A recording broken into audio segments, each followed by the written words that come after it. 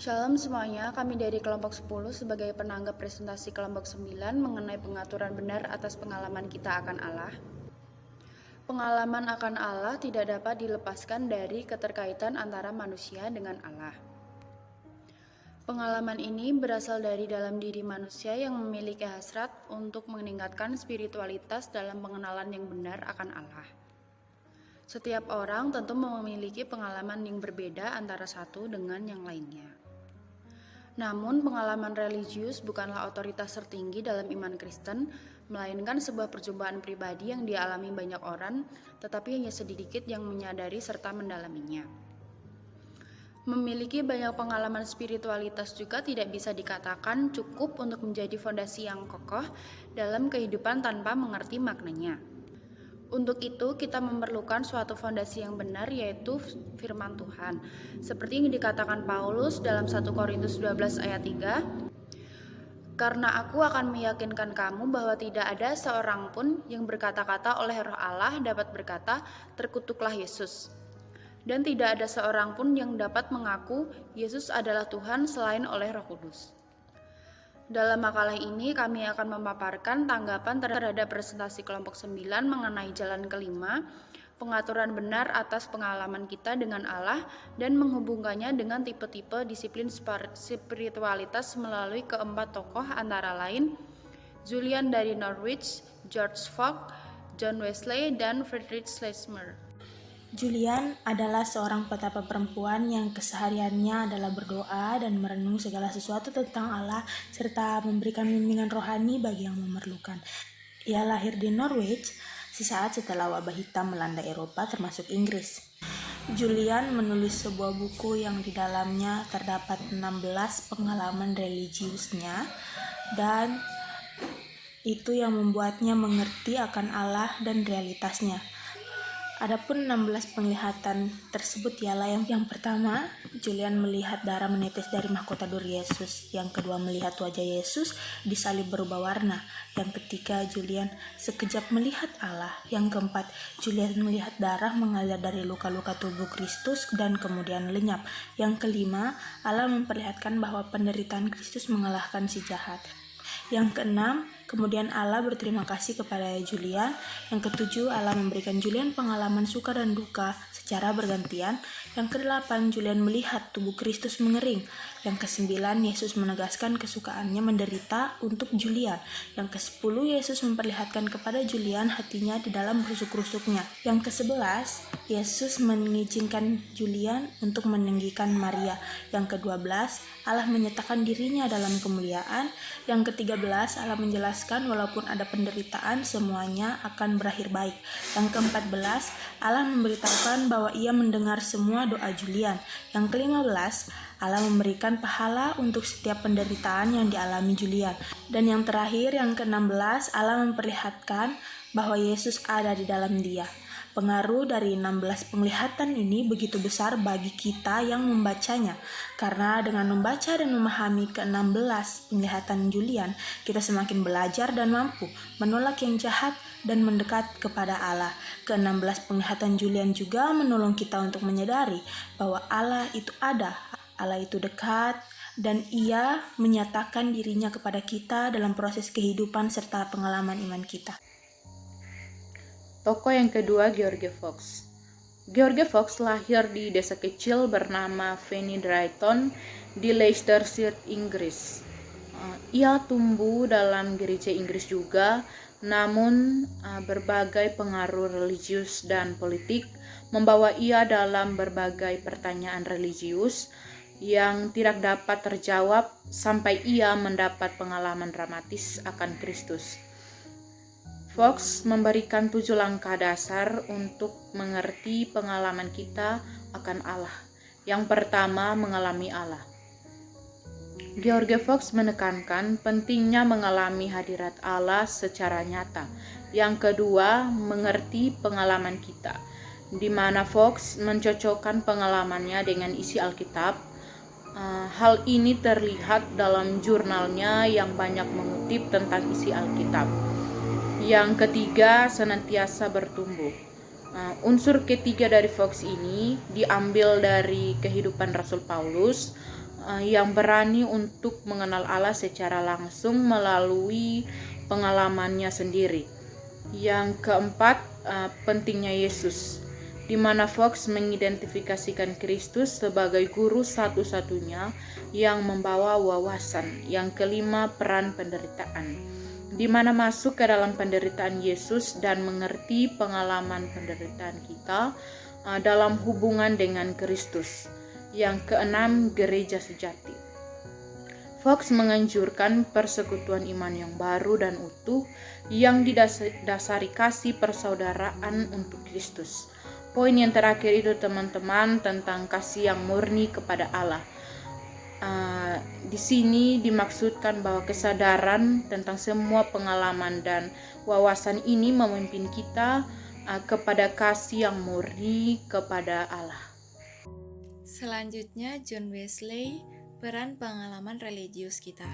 Wesley mencari Allah dengan segenap kekuatannya, namun ia tidak pernah mendapatkan keyakinan untuk jiwanya.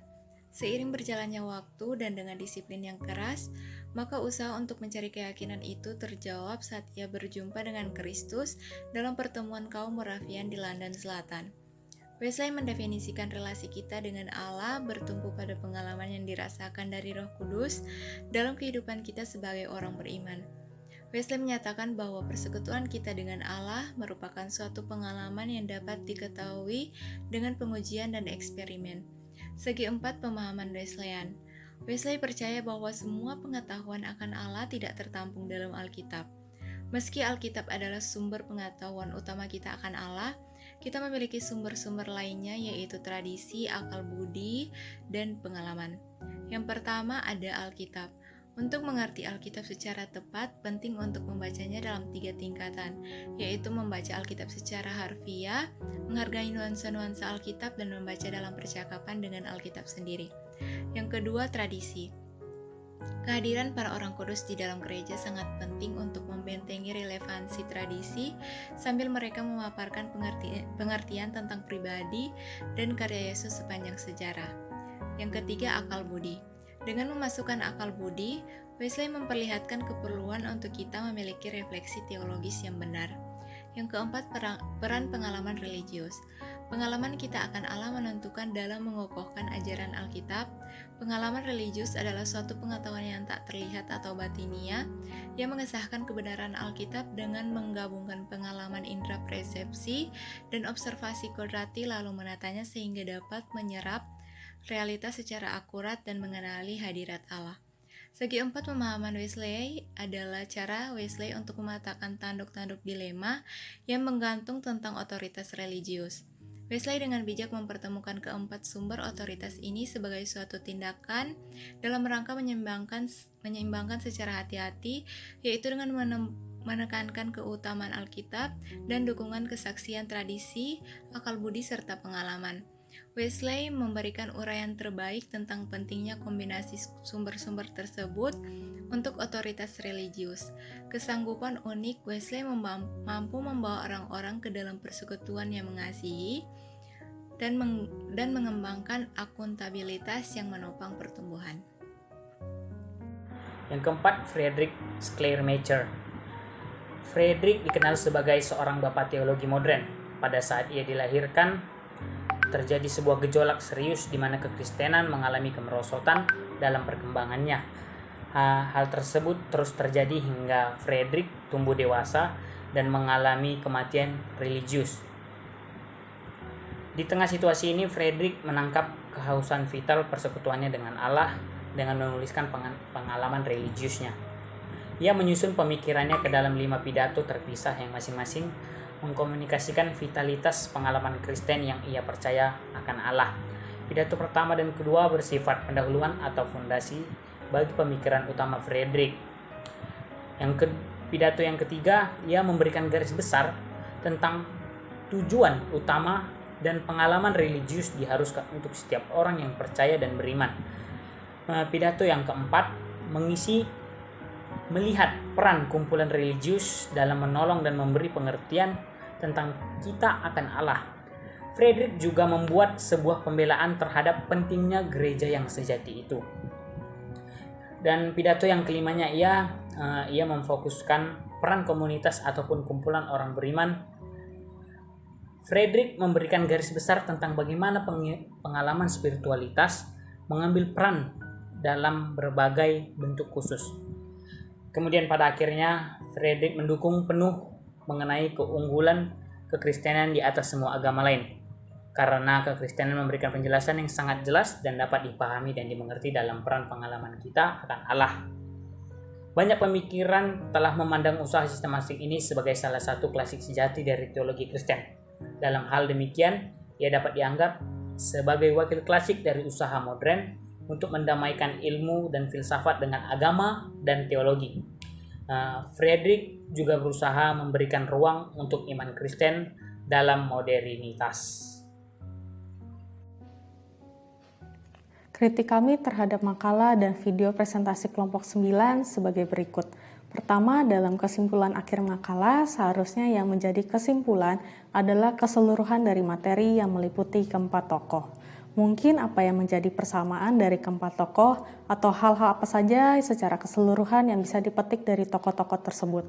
Namun kelompok 9 memberikan kesimpulan akhir mengenai masing-masing tokoh yang seolah mengulang kembali pemaparan materi yang telah dituliskan sebelumnya.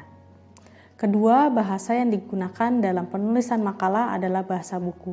Jadi kami tidak mengetahui manakah yang merupakan pemikiran asli dari kelompok dan bagaimana kelompok melihat keempat tokoh tersebut serta kaitannya dengan masa kini.